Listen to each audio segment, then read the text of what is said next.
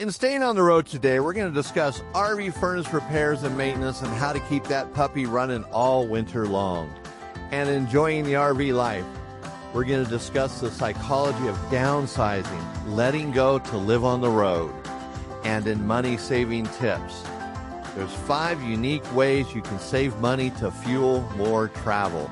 And then in the next stop, we're going to visit Madison, Wisconsin.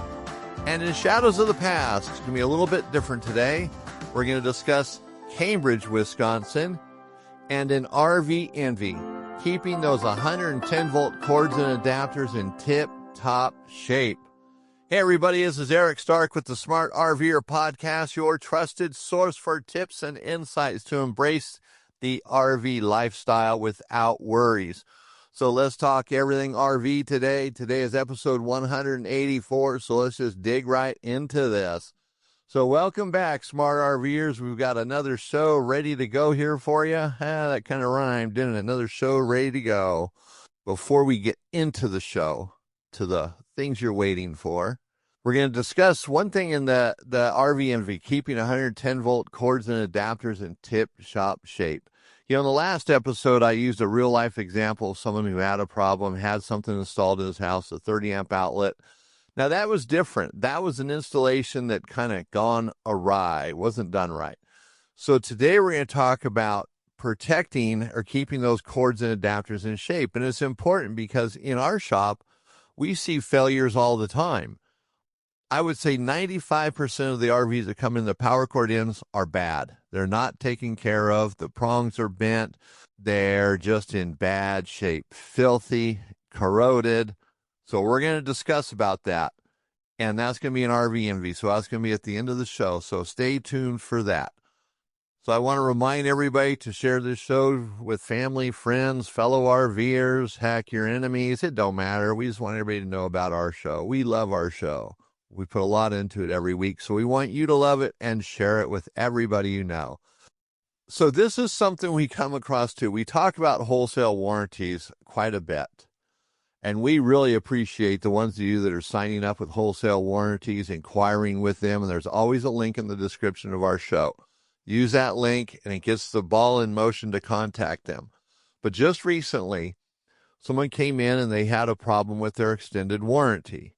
And they're going to have nothing but problems with it. The things they were told were covered weren't covered. And this was a little old lady living in this RV. You know, she can't move it, so the service center has to come to her. But wait a minute. The service center doesn't do that, who sold her the warranty, and they told her we do. The dealership. The dealership, oh, yeah, we go out there, no problem. They don't do mobile RV work. They misled her. Actually, they lied to her to get her to buy that warranty. And the warranty does not pay for mobile repair techs to come out, or they don't pay the drive time, the service fee. They'll pay for the labor, but it has to be the right mobile tech. It has to be totally licensed, everything insured, the whole 9 yards, which is good, but it makes it more complex because a lot of mobile guys aren't. And that's, again, you know, a reminder to check into RV Help if you need mobile technicians, rvhelp.com. Boy, we're just kind of embroiling all sorts of companies here today. But it's a good reminder to start with wholesale warranties before you ever talk to dealership about an extended warranty. Wholesale warranties does new, used. They take care of you. They're not going to make things up. You're going to get what you pay for, and you know what you're going to be getting before you ever pay for it. That's the way to go. So that's wholesale warranties. And if you need mobile help, try rvhelp.com. I kind of intertwined that there, and I didn't mean to, but you got to check it out as well. And so links to those links for those will be in our description today. My sinus has been going crazy all summer long here, and I got to tell you, I take this sinus medicine, and it makes my brain all rattled, so bear with me today. But I'm not blowing my nose, and it's not running down my face. You know how that goes, right? All right, let's get into enjoying the RV life. You're the smart RVer. You have some experience now. You've been RVing and you decide you really like this lifestyle and you've penciled it out on paper and it really makes sense for you to sell your home and to live life on the open road. Man, you got it all planned out in your head. You want to live in your RV full time. Well, there are some things about doing that, and basically it's downsizing to a very small portion of what you had before. Think about an RV, 40 feet long, 8 feet wide, that's the box, but then you have bathrooms, bedrooms, walls, dividers, refrigerators, appliance seats, so forth in that living area. So now your living area gets even reduced, maybe two-thirds of that, a half of that. So the space is not what you think it is or you imagine, but it's your RV, so you know whether you're comfortable in it or not. So there's a lot of things you have to pencil out, and we're not going to get into that list. This is a different conversation. So it's assuming you've gone through that list. Financially, it makes sense. You know that if you sell your home, that you've got money to buy another home down the road in case you decide to put the brakes on this, it's not working out, or health problems force you back into a home somewhere, or making sure you have the cabbage. Or maybe you don't sell your home, you rent it out, you decide you'll do that, and you drive through that same area, through your travels, you think you'll be there 2 or 3 times a year so you can physically make sure the home is still there. You've got it all figured out. But now it's time to really get down to brass tacks and start planning your sale to get rid of all your possessions or put them in storage. But you can't put it all in storage. Some of it wouldn't even be worth storing. Actually, probably none of it would be, although storage would probably be a safer bet than giving it to family and friends sometimes, because they might say, yeah, you can put that thing in our garage, no problem. Then after a year of that being in the garage, man, they're tired of it. And they don't even say anything to you, they just get rid of it. It's gone. Poof, you got nothing out of it.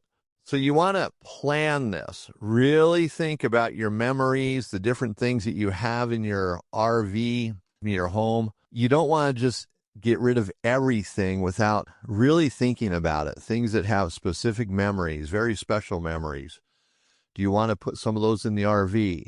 Is there some place where you can safely store them, like a storage unit? Do you want to pay for storage, or do you just want to kind of break camp, if you will, and get rid of everything? Because a lot of possessions we own, it's more than a possession, it's a memory. Like here behind me in my studio, you can't see it. Everything on those walls is from a trip someplace. It's from a part of my life. There's things going back years, decades. There's some things you can't see. You can't see the entire studio, both sides. Sometimes they do YouTube videos and different angles, but everything is from somewhere. Now, I'm kind of a knick-knacky guy. I like having stuff on the walls and everything. Before we moved to Montana, my entire office, floor to ceiling, had knickknacks on the walls. It was unbelievable. It was awesome. Maybe I'll put a picture of that on this episode, or on the page for this on our website, smartrver.com. So that's what I'm getting at, is everything's a memory, and those things jog memory. Sometimes it's good, sometimes it's bad, sometimes it's just a neutral memory, but nonetheless, it's a memory. So you don't want to take all the memories out of your life. Maybe it's taking pictures of those items, taking pictures of a wall with all those items, whatever it might be, so you have the pictures to scroll back through. Sounds kind of hokey, but pictures don't take up any space. They're on your phone, a computer, someplace where they're safe. Like if you have an iPhone, you got cloud storage, they can be right there, safely put away. But if you decide you want to do this and it's time to sell everything, start early. Don't really wait until it's a week or two before you're going to set out on your adventure. Start planning this. Go through your house, your possessions, and really go through it. This is just trash. This stuff I've been saving for years. I've never used it. It's just here. I move it around every so often. Maybe it's just trash. Throw it away. Give it away. Give it to Goodwill or something if that's what you want to do. Then there's other things that maybe have a value to you, but it's a financial value. Then those just go up for sale. You sell all those things and put that money in your house fund for the future. Hopefully your RV is taken care of and you're not making payments on it. So put that in the house fund for the future. Ask your family if they would like anything, things that would be special to them. You start doing that, and all of a sudden you start getting rid of things pretty quick, but you're making piles basically. This is what I want to just throw away. This is what I want to give to my family. This is what I'm going to give to some friends, and this is what I'm going to sell. You get that kind of wrapped up, and then you can have that sale maybe a week or two before you're going to go on your trip. Now, remember, if you sell everything out all of a sudden and it's time to go, it's time to go. If you don't have a place to stay, maybe you sell your house, sell things in lots, bulk, like if you have a bunch of hardware in your garage, maybe you're a do-it-yourselfer, nuts, bolts, screws, hardware and things, some tools, maybe sell it as a package deal. All of this for $50, $100. It only has value to you. I guarantee it. Most of the stuff you have only has value to you, especially when it comes to a garage. A snap-on screwdriver that cost you $50 10 years ago is probably worth about $5 today. Sell it for $5. Take your beating if you're going to sell tools. That's how it's going to work. You're not going to get top dollar for everything. So there's some real life stories here. So like Tony and Carla, they listened to the podcast and they found that letting go was really tough because they had to let go of all that stuff, the home base, the memories, the dinners with family and friends. But they discovered that a lighter life on the road was more palatable to them. They didn't have all the stuff they had to worry about before. They didn't have all the obligation. And then Diane from Montana, she cried at her dining room table. She was so sad, so distraught about giving everything up. But you know what she does? When she goes into town where her family and friends are, she invites them to her campsite, and she just has dinners there. That replaced the dining room table. That's where family and friends sit and talk so often. The kitchen is where all the conversations happen, right? So Diane just worked around it. So do what you need to do with your possessions, whether it's sell them, donate, or gift them away, and embrace the idea that having less is better. A simple lifestyle can definitely be better. Less things to own, less things to maintain, less things to worry about. If you're thinking about going on the road, that might be an obstacle that you're facing right now. So if you have a story about downsizing, the struggles you went through, or maybe it was just super easy, it's just, this is what we did. It was like clockwork. You just bump, got rid of everything, got on the road and never looked back. That's absolutely awesome. I have a friend that did that years ago. Basically, him and his wife decided we're going to go full time. They sold all of their possessions. In the meantime, their house was on the market. And like after they sold everything they owned, other than the house sold. Like a week later, the house sells. So now they have nothing but their RV. But they're ready for that. They had family nearby so they could stay at their house if they had to, if they couldn't live in their RV at that moment. So they were prepared, but they did it just everything. They didn't look back, man. They got rid of everything. The last nut and bolt, screw, whatever, it was gone. And then after a couple of years on the road, what they found was they really wanted a house. They wanted some place that they could go back to as a home base just in case. So they bought a house in Arizona, and it worked out perfect for them. It was in a mobile home, actually, in an RV park. But they loved the RV park. That's where they've been going for years. So they thought, let's just buy a house here. We'll use this in the wintertime, and then we'll travel all summer. But it worked out for them. They got rid of their big house, bought a smaller home, and it just works. And living in a mobile home in an RV park is almost like a full-time RV in itself. You have a little bit more luxury, but not that much more. So anyways, ever how it works for you, plan it out and think ahead, though, in case things don't go as you planned, that you can back out of it at some level. Now, let's go to our money-saving tip. Today's economy, the government says everything's good, but jobs are falling away. They always say we're never in a recession, but it sure feels like we are, right? Saving money so you can still fuel your adventure is very important as an RVer. A lot of things, saving money is obvious.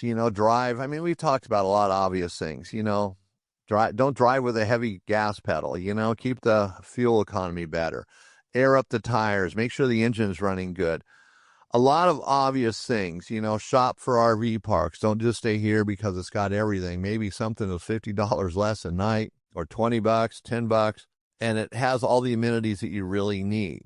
So it's shopping, but those are obvious things. But staying out on the road and using your RV is important. Not only using the RV is good for the RV, sitting does not help RVs. It's not healthy for it. Things still deteriorate. They probably deteriorate more rapidly. It's sitting in the sun someplace or the weather, wherever it might be.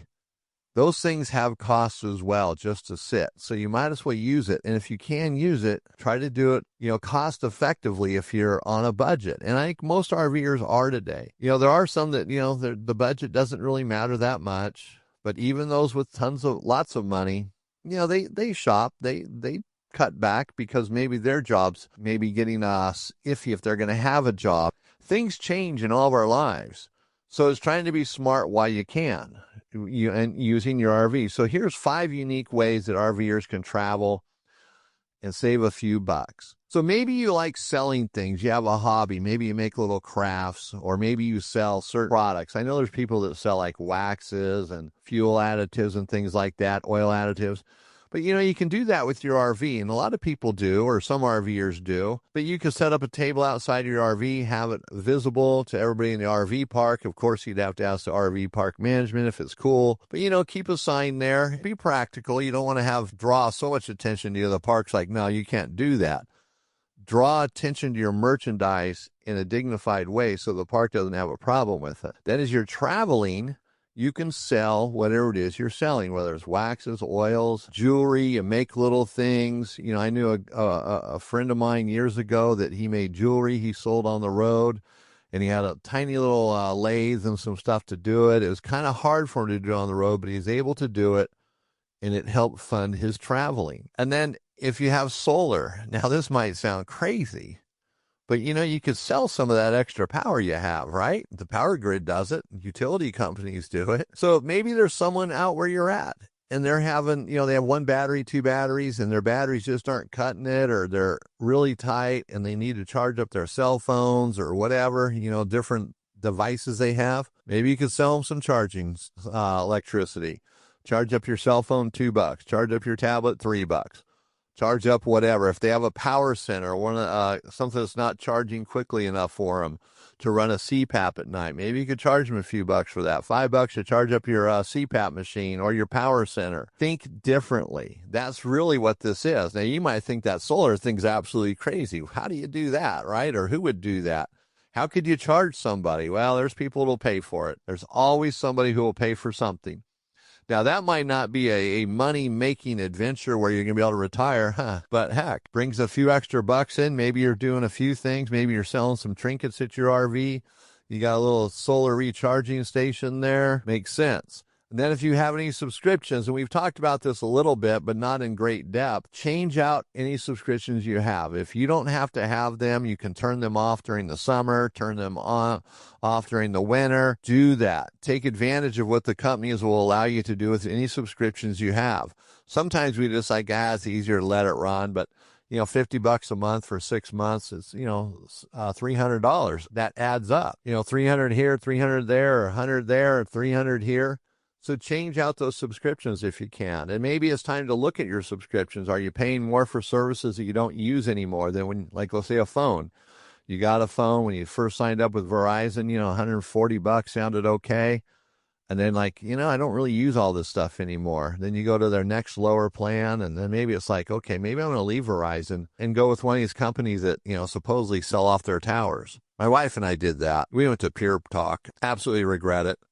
We don't want to go back to Verizon, though, but it's just an example. But you got to be ready. You might have to change again. Pure Talk was just absolutely horrible for us, or it is horrible for us. That doesn't sound very good, right? But I'm just being honest here. Sometimes these in Pure Talk sounded really good. For us, it's not working. For others, I know it does work. And it's like every form of cell service there is. Some people absolutely love AT&T, and other people absolutely hate AT&T, or, whatever the company is. Now, another thing, you could house sit, pet sit, park your RV on the person's property. Maybe they let you stay there for free. Maybe they charge you a minimum, but if they have a dump, 110 and water, you're good to go. So that might be an option. Then, of course, campgrounds leveraging that off-peak price if they have off-peak seasons where you can get a lower price. So every dollar counts. All 5 of these in much greater detail are going to be on our website, thesmartrver.com, under Money Saving Tip. Every dollar counts towards the journey. Keep the journey alive. Keep traveling. Don't give up on travel because of obstacles. Does that make sense? We want to keep traveling as much as we possibly can. All right, so staying on the road, we're going to talk about RV furnace maintenance and repair. Now, RV furnaces, listening to this and how to maintain and repair is kind of difficult. I mean, I get it. You're driving, you're sitting around in your office doing something, and you're listening. Even in the video version of this, we're not going to have a real furnace here working on it. Trying to explain this in this format is kind of difficult. it's definitely worth listening to because we're going to make sure you understand how a furnace works. And what I think is true is that when you understand how the furnace works, it's much easier to diagnose the RV furnace. Now, one of the things you have to be able to do, be willing to do, is troubleshoot it. And that's going to require a couple tools. First, you're going to need a multimeter or a voltmeter. You got to have at least a 12-volt voltmeter. The furnace runs on 12 volts. It's not 110 volts. It takes propane to make the heat, but it needs 12 volts to work. It has a circuited board in there, and everything in that furnace runs on 12 volts. And what I find is that some RVers, like when they come into our store, they just want to buy parts. They don't want to check anything. And they have to take the furnace out to do a check. Well, some furnaces, you can work on them in the RV because the circuit board and all the parts that you need to replace, the sail switch, are accessible through an access door on the outside of the RV. Now, not all RVs have that access door. So some RVs, you have to pull the furnace out. Like Suburban furnaces typically have to be pulled out. Hydroflame and Dometics, some of them can be worked on from the outside of the RV because they have a door, but not all of them do. So your RV furnace might not be like everybody else's. You know, you might be one half of the population with your furnace, or the RV owners. And I say that because it's not every RV. Like if you were to sell your RV and think that the next RV you got, the furnace is going to be accessible that way, when the furnace fails, you might be going, oh, wait a minute, there's no door outside. What do I do? Because your other one had it. Not all RV furnace are the same, like so many things on an RV. So you have to have a voltmeter. You've got to have one. Even as an RV owner, you should have a voltmeter. You know, most of them have 12 volts, 110 volts. You can read ohms on them, milliamps, and that's all cool. That's the way to go. That's a multimeter. And you don't have to learn how to use every function. If you keep the instructions handy, you can just kind of pick at it as you go. Learn what you need to learn at the moment. Get that voltmeter. And then, a couple of basic tools. A screw gun is always nice, with a cordless drill with some different bits, 1/4 inch, 5/16, Phillips head, square tip. Those are typically what you're going to need to get a furnace out. A couple wrenches, 3/4, and 11/16, I think, or a 9/16, 5/8, 2 crescent wrenches. I'm not a big fan of crescent wrenches, but heck, if that's what you got and it works and they're good wrenches and they don't strip out the nuts, you're fine. And knowing to turn the propane off and disconnect the battery when you start doing this type of stuff. But a furnace is a very simple appliance in the RV. And I kind of laugh there because sometimes they can be a nightmare. You get furnaces that are very odd. We got a Suburban furnace in here. Actually, a Mobile Tech did. He finally brought it to us just to make sure he wasn't going crazy. And the entire frame of it had 18 volts running through it. When you hooked up power, the frame had 18 volts running through it. It was the weirdest thing. It didn't matter what you did, it had that power. And so the furnace wouldn't work right. So Suburban replaced that furnace because it was a new one, and the new one was exact opposite. Worked fine. You put them side by side on the bench, same thing. One works, one doesn't. Disconnect all the 12-volt parts on it, the circuit board, everything. Still had 18 volts in it. So that's what I mean. Sometimes furnaces can be odd, but that's not an everyday thing.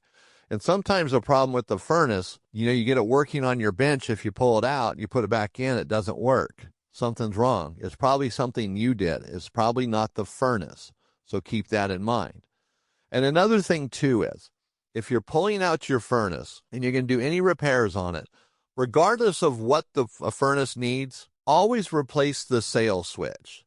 It's just an inexpensive item that fails regularly, or, semi-regularly. And sometimes when you take a furnace out, that sail switch will be fine. You put it back in and the furnace doesn't work, and all the signs point to the sail switch. Sail switches can be very sensitive. They're a micro switch, basically, with a long arm and gets fat at the end. So it looks like a sail. So when the air moves, when the blower's moving air, it pushes that switch. But even lint sometimes, or something moves in that switch, it can get it to malfunction. So just always put in a new sail switch, or micro switch as they're called sometimes. Okay, so that's kind of the basics to get us rolling here. Remember to always turn off the propane before you disconnect the furnace. Disconnect the battery. I said that, but let's just re-emphasize that. Now I'm going to go through the sequence of normal operation, and this is from Suburban's, one of their owner's manuals. And basically, a furnace is a furnace. Most of them work exactly the same.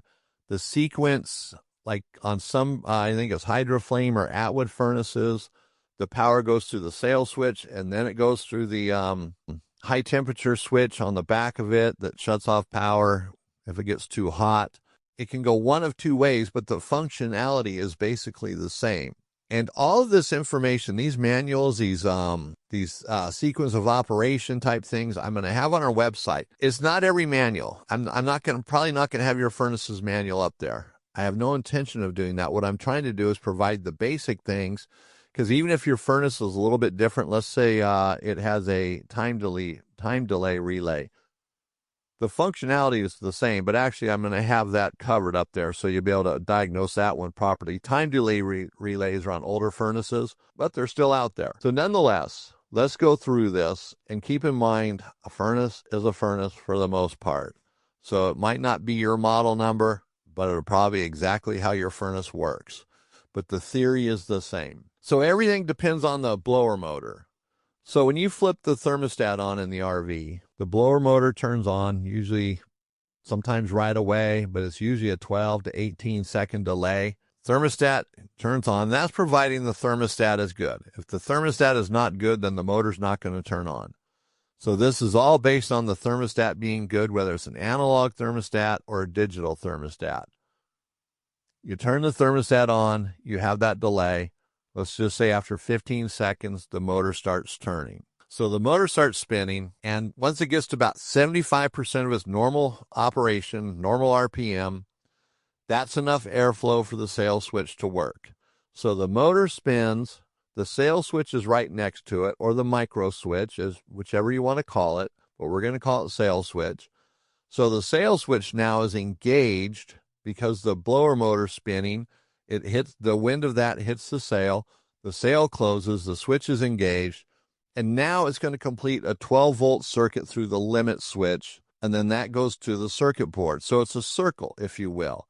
Imagine that. It's just a circle going from the blower starts spinning, the sail switch gets engaged, goes through the limit switch, and then to the circuit board. And then that just keeps going. That's just a perpetual loop as long as the furnace is on. That 12-volt supply is just running there. So now the circuit board says the sail switch is engaged, the limit switch is working fine, I've got power from it. So now I'm going to open up the gas valve, and then I'm going to start sending a spark to the electrode. So now at the same time, the circuit board opens up the gas valve and sends a spark to the electrode. And if everything's working fine, the gas valve opens, propane comes out, the electrode starts sparking, and boom, you got flame. Now the furnace, or the heat, the furnace is working. Everything's good. The combustion chamber is filled up with heat. Heat's coming out of the vents throughout the RV, and you're good to go. So it's a pretty basic process here, right? So now things can go wrong here. When things go wrong, again, the circuit board kicks in. The circuit board is the brains of the operation. All the other things on there are just helping the circuit board to make decisions. So it's like, okay, I got this, I got that, so this is good. So I'm going to make this work. So now let's say you turn on the thermostat, set it to 80 degrees, and the blower comes on. You hear the igniter going tick, tick, tick, tick, tick. And it's the igniter, not the circuit board. A lot of circuit boards make the same sound. And they even have a little light on them that shows you if it's light sparking. But there's no flame. Okay, so what is that? Is that the sail switch? Is it the circuit board? Is it the gas valve?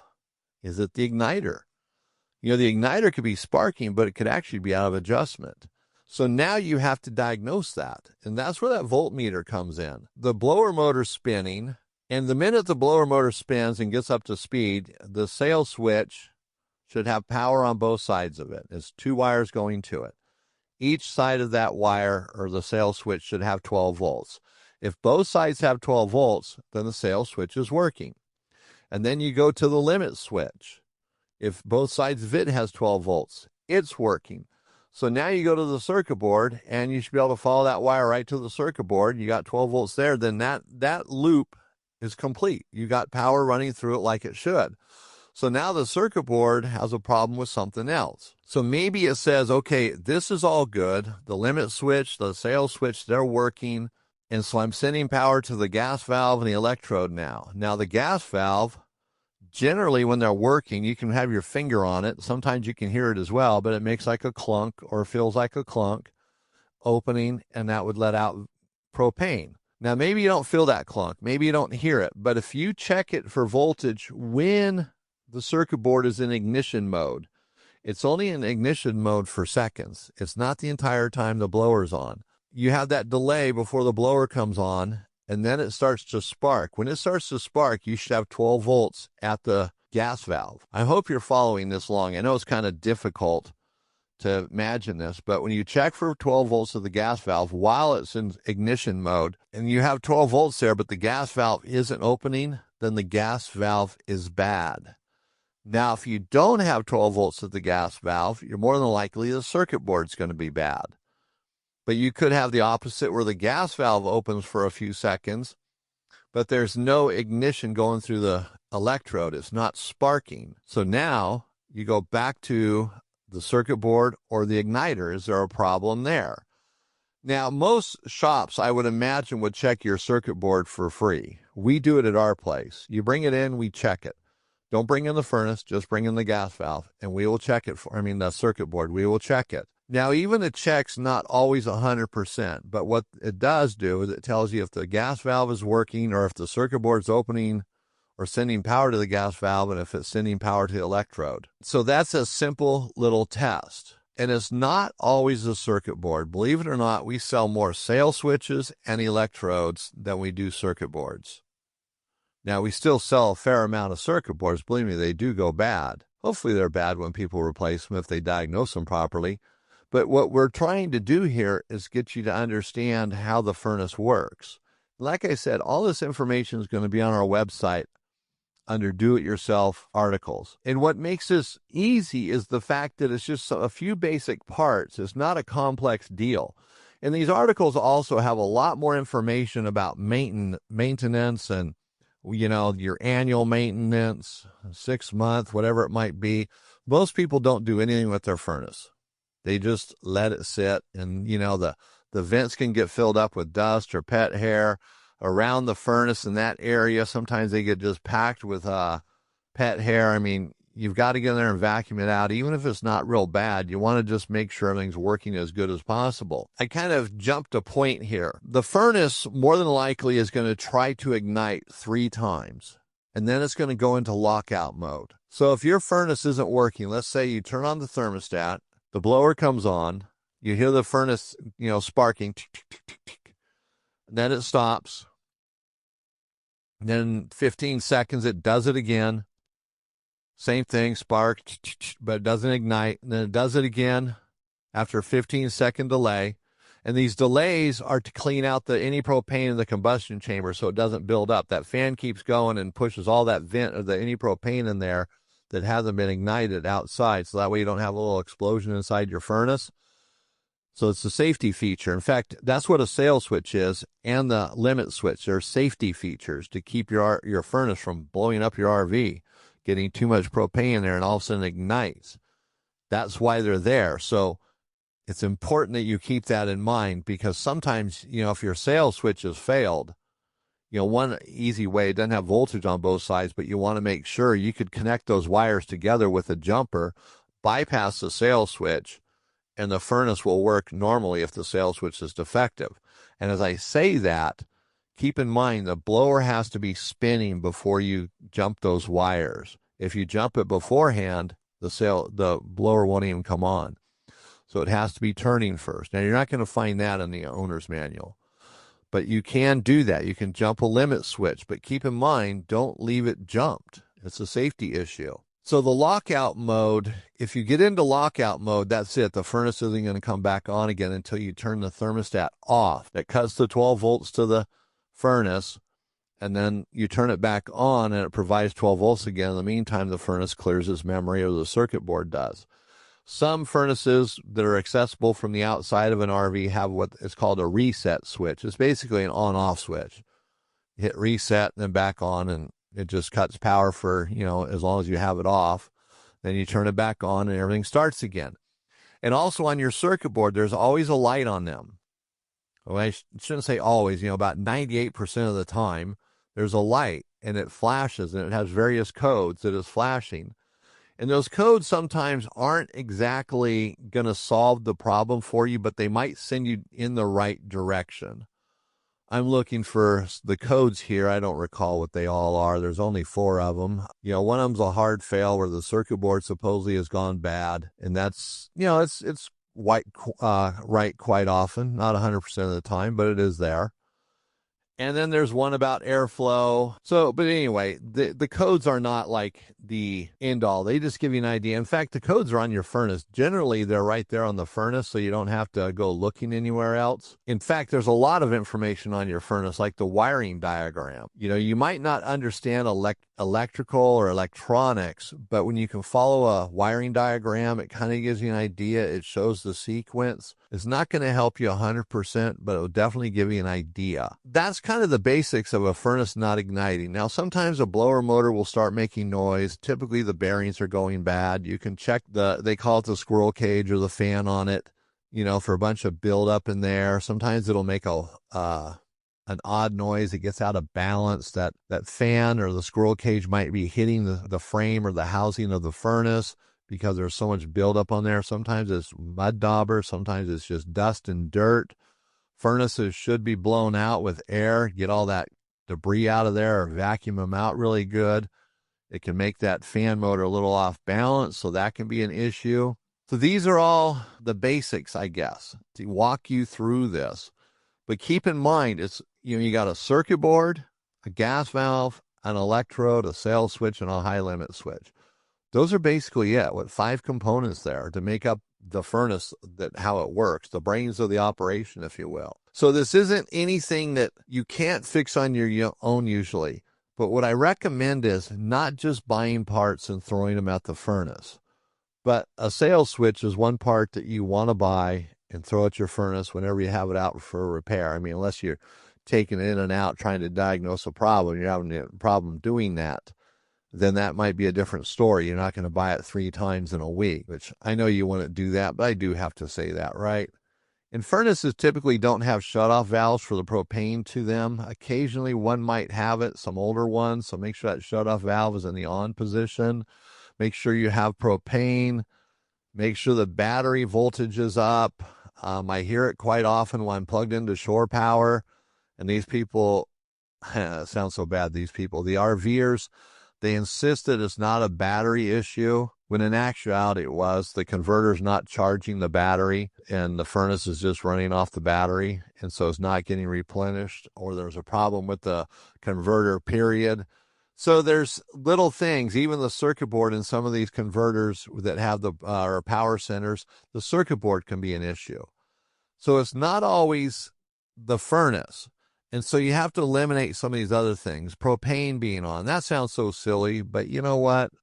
Sometimes we space out. We think we turned it on and we didn't. We went out to the propane tank to turn it on. Someone calls our name. Our phone rings. We get distracted. Then we just forget we're even there, and we go back in and start at the thermostat. Uh-oh, still not working, and we didn't even turn the propane on.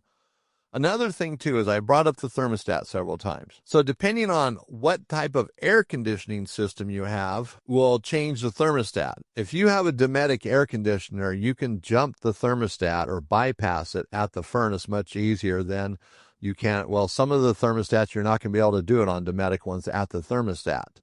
You'd actually have to drop the ceiling assembly down for the air conditioner. There's 2 furnace wires there going into a box those would have to be jumped.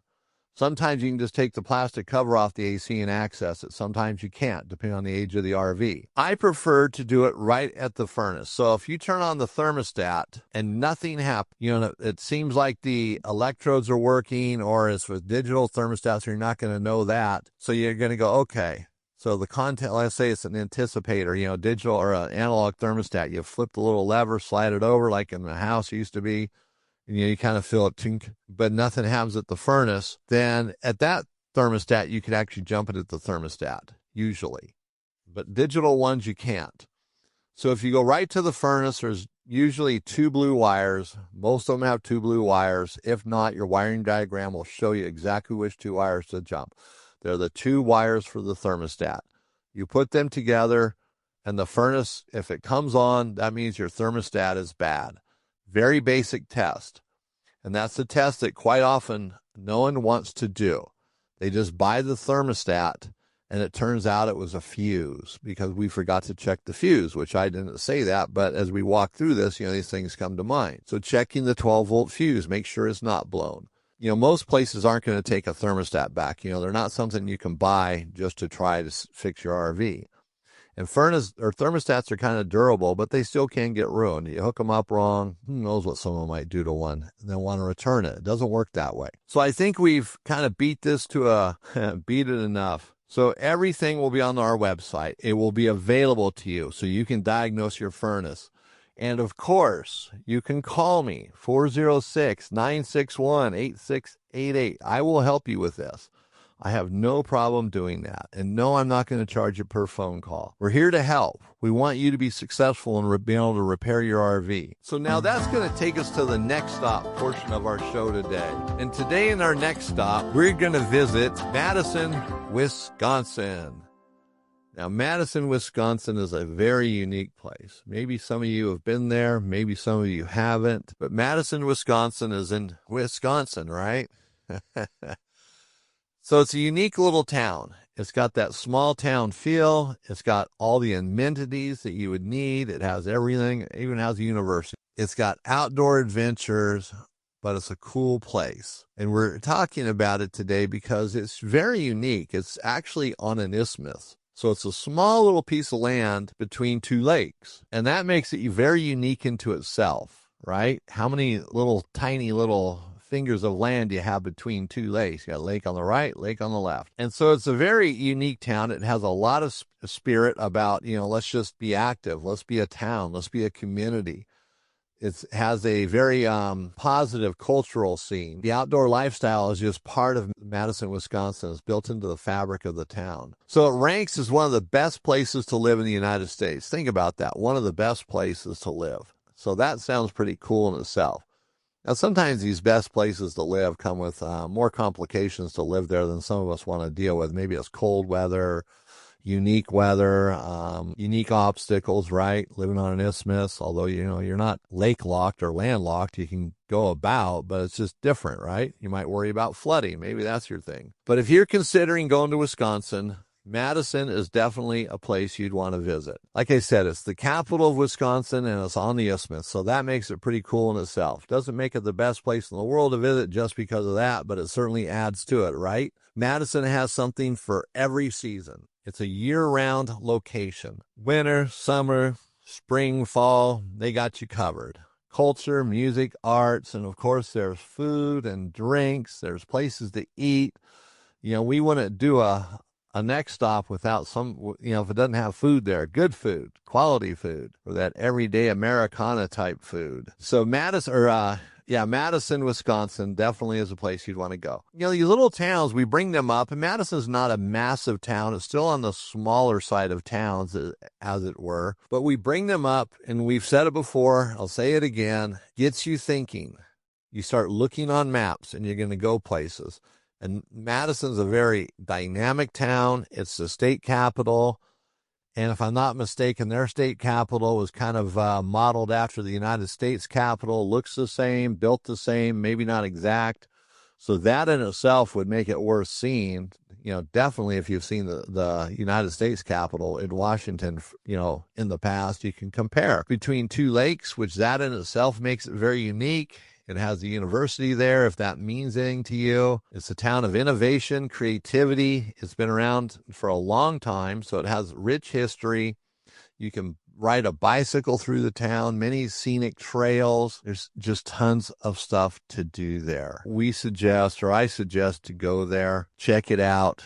Another small town adventure. And if you live in the area, maybe you've been there, but hey, maybe it's time to go back, right? Check out something different. So that's Madison, Wisconsin. And now we're going to take a trip to Cambridge, Wisconsin, and Shadows of the Past, towns that once were. Now, normally we do a reading here. I guess you could call it a dramatic reading, but that's not happening today. Today is just a unique day. This week has been a long week. My wife broke her foot earlier this week. It's kind of thrown things in turmoil here. She's a key player in the business we have, and she does so much stuff here, and a broken foot just kind of changed it all. Time just wasn't on my side, so there's not going to be a reading today, but I really wanted to include Cambridge, Wisconsin, since we already had the information on it. We just didn't get the script built yet to do a reading. Now, that could change. I mean, we publish these podcasts, usually a week, 2-3 weeks in advance, and so sometimes we can go in and change stuff, so we'll see. But don't get your hopes up if you like those readings. It is such a unique place. Cambridge is very cool. It's been around for a long time. Got that small town charm, but it's got rich history. And being in Wisconsin, in that general area of Madison, I think it's 20 miles away, it has a lot of outdoor recreation. So there's a lot of potential there to do things. It's a very unique town, the tree-lined street, so it's got that Mayberry feel to it. It's just a place with endless adventures. So there's 1,500 people approximately live there, so it's not a massive town. It's very small. So it's a nice, peaceful escape from the big city or wherever it might be. So you can park along the water. You can enjoy the water. You can explore the rich history. The town was created in the 1800s, I believe, early 1800s.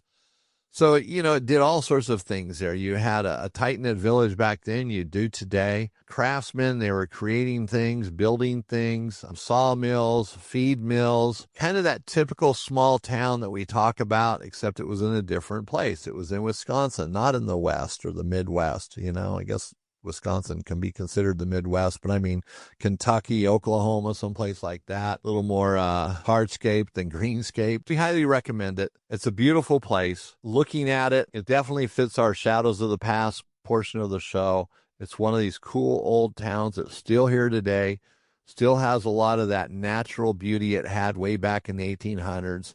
Isn't it interesting that these towns were created and the charm of them, the style of them, whether it was the Old West, someplace on the East Coast, along the Gulf Coast, it doesn't matter when they were created in the 1700s, 1800s, and they make it today. We don't want to see a modern town. We want to see these older towns, get a taste of Americana. And I know Americana is disappearing rapidly right now. There's some people that just don't like it. They don't want to see Americana. But Americana is awesome. It takes us back to a time when things were different, when they were better. Check it out. And we'll keep providing these towns places to go so it can feed your traveling appetite. That's going to take us to RV Envy. And again, the next stop and the Shadows of the Past is available on our website, thesmartrver.com. It will be there, and you can enjoy it. And there's always links there, a little bit more than what we get here on the podcast. Definitely a lot more, actually, because you get the full article. Here we're just picking point. Now, in RV Envy today, we are going to discuss keeping those 110 cords and adapters in tip-top shape, let's say. So these cords that we have sticking out of RV that we plug into the receptacles at RV parks or our house, they have a tendency of getting beat up, neglected, walked on, stepped on, dropped on the ground. They're left in the dirt, left in the water. They are 100% like a red-headed stepchild, ignored, and they can't be. When you plug in your power cord, what does it do? It provides power to your entire RV. It comes alive. Everything starts clicking on. Things are happening. That RV's got power now. If it's 100 degrees outside, you can go in there and turn on the air conditioner and boom, you got cold air now. Oh, it's so nice. The refrigerator can run on 110, not using your propane. Your converter's working, pushing power through all the outlets. The battery's getting recharged. All your 12-volt appliances, lights, etc. are working. Everything's working great. It's a lifesaver. But yet, we don't treat it like a lifesaver.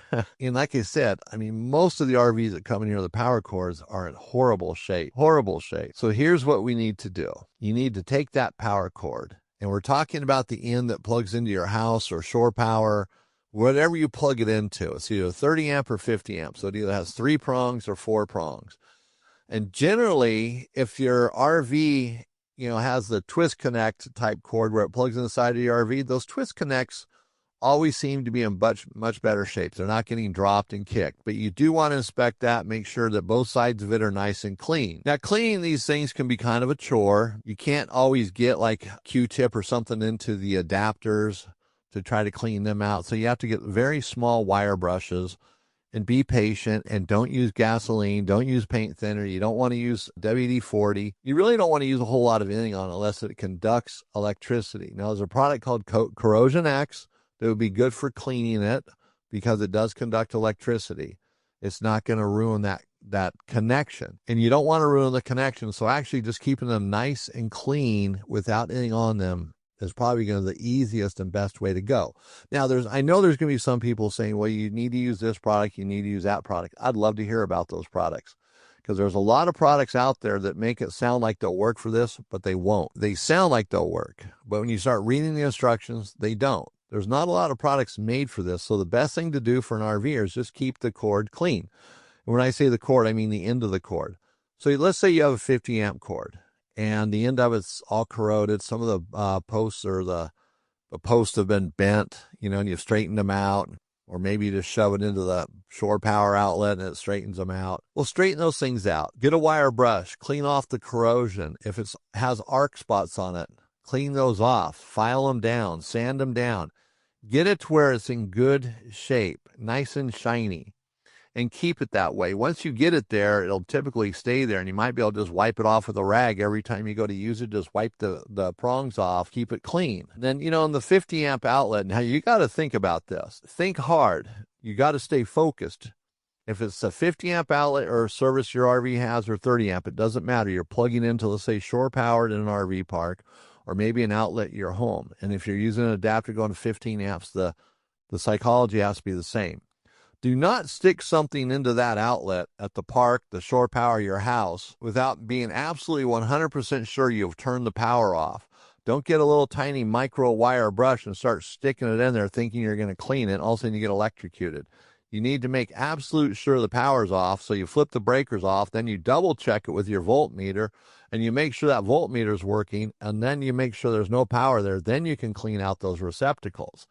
I say that because the inclination is set down the cord and go right there and start cleaning without really thinking about it, especially if this is a new routine for you. So whatever you're plugging into, the power has to be off, but those receptacles should be clean. Now, when you're plugging in your shore power from your RV to shore power or an extension cord, whatever it might be, and it starts arcing out, that could mean that something inside the RV is drawing a lot of power, like you've left the air conditioner on. Make sure there's nothing on in the RV that's going to draw power as you're plugging it into shore power. Sometimes an arc is normal. Maybe the converter kicks on the minute it fills that power because the 12-volt battery's low enough. Don't let it sit there and arc. Just push it in and get it done. Don't let it keep doing that. And it might do it sometimes. Like I said, the converter could be on, so that's going to be drawing power, and it'll cause that. It's not the end of the world. Now, what some people do is they turn off the breaker at the shore power or their house. They plug in the RV, then they turn the breaker on. That eliminates all the arcing out whatsoever, and that makes sense. I like that idea. But sometimes it's not always convenient, but it's definitely worth exploring each time you plug in your RV, because most shore power RV parks have a breaker right there at the shore power. So keeping those cords nice and clean is going to extend the life of the end, because once you cut off that molded end and put on an aftermarket end, well, that cord's just not the same anymore. Even though it's done right, you've done it, you had a shop do it, it's more likely the cord will pull out of the end over time. You have to be a little more delicate with them. The molded end is just the way to go, so protect that molded end. But when the time comes where you have to cut it off, just cut it off. Don't drag it on. Just do it. It's not one of your hands or your feet or something. So that's going to make everything work better, less problems. You're not going to have a cord that's overheating. A circuit breaker is not going to be blowing at the park or in your RV because the cord's getting hot. You do not want 110 volt items overheating or breakers overheating and causing other problems. And they can be subtle problems. They can be problems that are building. Your air conditioner might not be getting the power it needs or the amps that it needs. It can be problematic. Now, one thing to keep in mind too, when you go to RV parks, typically a 50 amp outlet at a park is always in better shape than the 30 amp outlets. Those 30 amp outlets get used and abused. I typically plug into the 50 amp outlet with an adapter and go from 50 to 30 because my RV is a 30 amp service. Those 50 amps fit much tighter. They don't get used as often, and they don't wear out the same as the 30 amps do. That's just what I do. You don't have to do that. And I still run my surge protector, all that good stuff on there, my Hughes Auto Former. Everything's still in line, except I just use that 50 amp leg, which is okay. Your RV will still work the same. It won't even know the difference, believe me. So that's what I do. Now, like I said, if you have some special way you do this or a product you recommend, please let me know. You can use the contact us page at the Smart RVer. You can call me 406-961-8688. We have no problem giving out our phone number. We do not hate it when you guys call us. We get a lot of phone calls every day, and it's just part of what we do. We help people out. Okay, everybody, we have come to the end of the show today. Did I get it all? Did I miss anything? Other than, hey, a reminder, check out our YouTube channel, like and subscribe, share our podcast, check us out on social media, X, Facebook, Instagram. We're posting videos there. We have things happening. We're working more and more on the social media. We're looking at different ways to go. We'd like to start a community, so we're trying to do things. It's just hard growing sometimes, a small podcaster, although we are listened to around the world, so I guess we're not that small. We're still on the top 10 list. Can't think of the name of the podcast channel now. I'm going to have to look at that, because you can find us anywhere on any podcast channel. You can find us on YouTube. We are available. You can find us at our location in Victor, Montana, Monday through Friday, 8 to 5. See, we're a real company. We answer the phone, respond to emails, and text messages. And by the way, that phone number, you can text to that as well. So if you have a question about something and a picture is going to help, send us a picture, your name and phone number, and what's going on, and we will be in touch. So, hey, everybody, I really appreciate you stopping by today, listening to the podcast, checking out the video on YouTube. We love it. We love your support. We love being part of your community. This is absolutely awesome to be able to own an RV and travel and see the United States at our leisure. So let's keep doing it.